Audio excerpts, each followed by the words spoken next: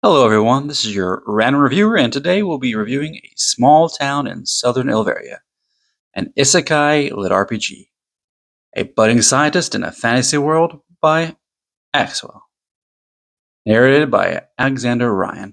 Whew, what a mouthful. I imagine the series will be better known as a budding scientist or some other shorthand title like many others, with long titles, but I digress. Like always, there will be minor spoilers in this review, but overall I will be vague. I normally start with world building, but due to world building being so integral to the main character, telling one without the other would be nigh impossible. Like many litrpg readers out there, our main character is absolutely devoted to figuring out the system that governs the world and explaining it. Sometimes this leads to false assumptions and biases that any scared teen with a decent education and a slightly scientific inclination might make in a new environment. This all allows the reader to share in the character's worry, wonder, and intrigue as she fumbles her way in the new world. She tries to make sense of the system and the magic at play, as even its more outlandish applications and restrictions seem to have a thorough line of reasoning behind them.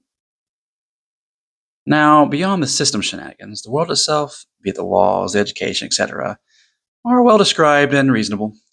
Unfortunately, due to the main character being lost in the wilderness for a good while, and then on the frontier for the rest of the time, you only see her perspective on the small town and what she hears about the rest of the world, as well as some very brief side point of views to set things up for later and give some outside perspective. This book is an isekai, and for those who don't understand or recognize the term, it means a story where the main character goes from one world to another. Usually the character is the center of chaos. Unlike most tropes, though, our main character has little to no advantage for being an otherworlder, other than being able to catch up to the adult average in stats faster than normal, and a different perspective.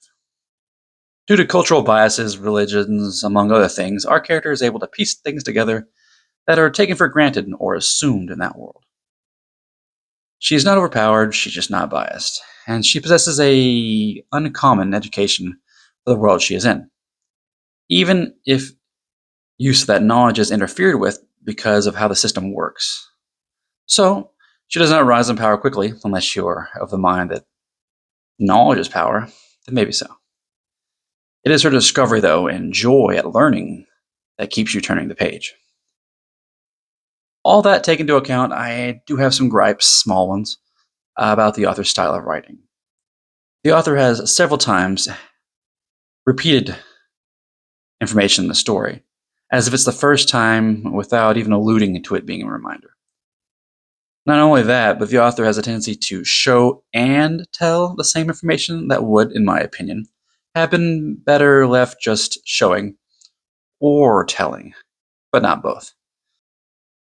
For example, the mayor has a maid that is described in a way that makes her seem more than she might appear, also showing a level of familiarity with her employer that suggests there's a history.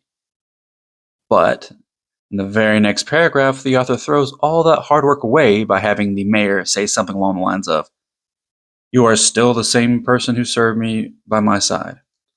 Keep in mind that's paraphrased. That being said, the book was a joy to listen to overall. I give the book an 8 out of 10. It delivered what it promised from the title. The characters are all unique and dynamic. The lit RPG elements hit the sweet spot. And most important of all, I actually care about what happens next.